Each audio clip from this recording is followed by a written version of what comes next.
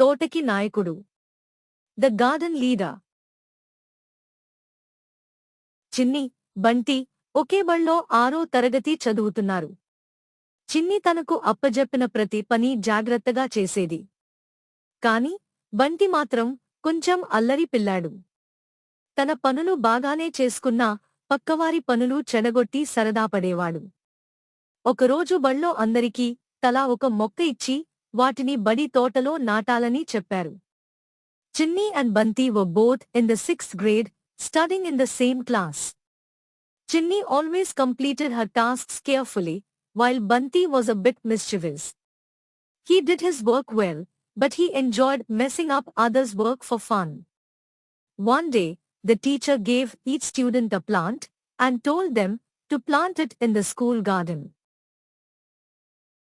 పిల్లలందరూ ఎవరి మొక్కను వారు చక్కగా నాటారు. చిన్ని, బంటి కూడా వాళ్ళ మొక్కలు నాటారు. బంటి తన మొక్క నాటడం అయిపోగానే చిన్ని మొక్క వైపు చూశాడు. చిన్ని అటు తిరగ్గానే ఆ మొక్క పీకేసి ఏమీ ఎరగనట్టు నుంచున్నాడు. పాపం చిన్ని చిన్నబోయింది. అలా చేసింది బంటి అని తెలుసు.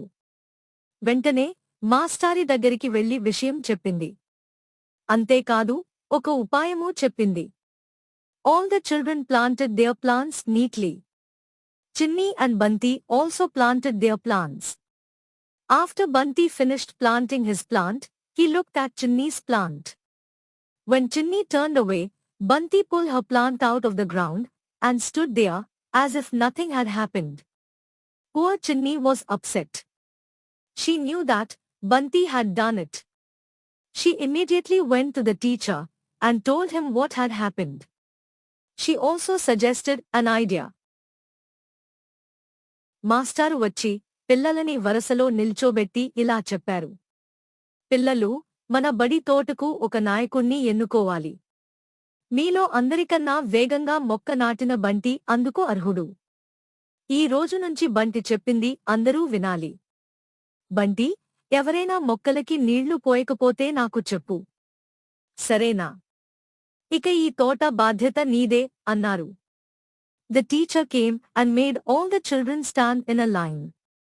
He said, "Children, we need to choose a leader for our school garden. Bunty, who planted his plant the fastest, is the right person for this.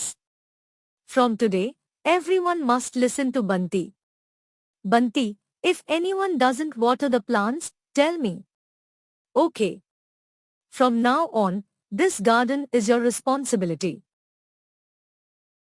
ఉన్నపళంగా మాస్టారు తనని నాయకుణ్ణి చేయడంతో బంటి పొంగిపోయాడు. వెంటనే తోట పర్యవేక్షణ మొదలుపెట్టాడు. పీకేసిన చిన్ని మొక్కను తనే గబగబా నాటేసి, చిన్ని, మొక్కని జాగ్రత్తగా చూడు అన్నాడు.